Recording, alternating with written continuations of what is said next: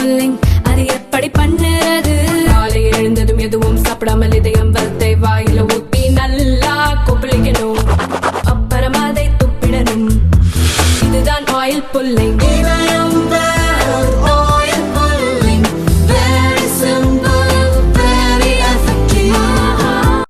அமெரிக்க அதிபர் டிரம்பும் மோடியும் வெள்ளை மாளிகையில் சந்தித்து பேசினர்.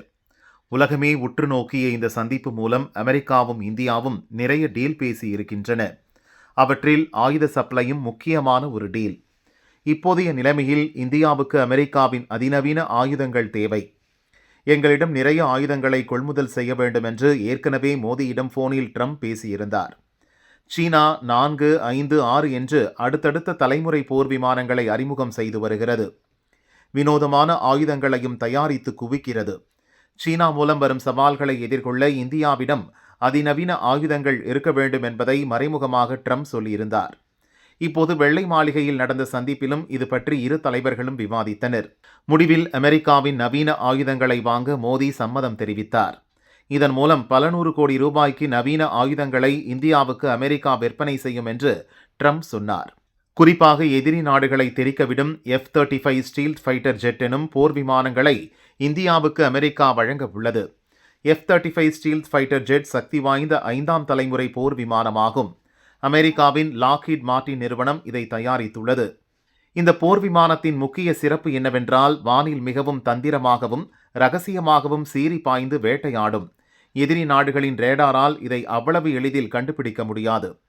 F-35 ஸ்டீல்த் ஃபைட்டர் ஜெட் நீளம் 15.7 மீட்டர், உயரம் 4.38 மீட்டர், இறக்கைகளின் அகலம் 10.7 மீட்டர்.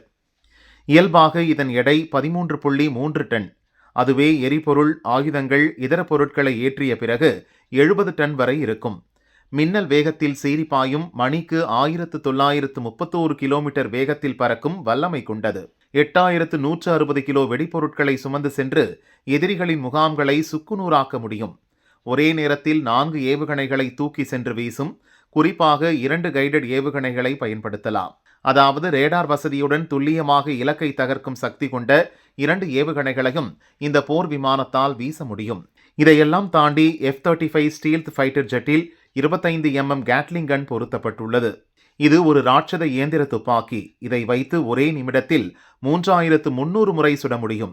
ஒரே நேரத்தில் 8278 கிலோ எரிபொருள் நிரப்பலாம்.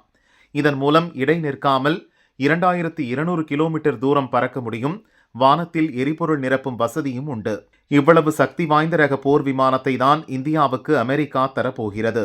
Starting this year, we'll be increasing military sales to India by many billions of dollars. We're also paving the way to ultimately provide India with the F-35 stealth fighters.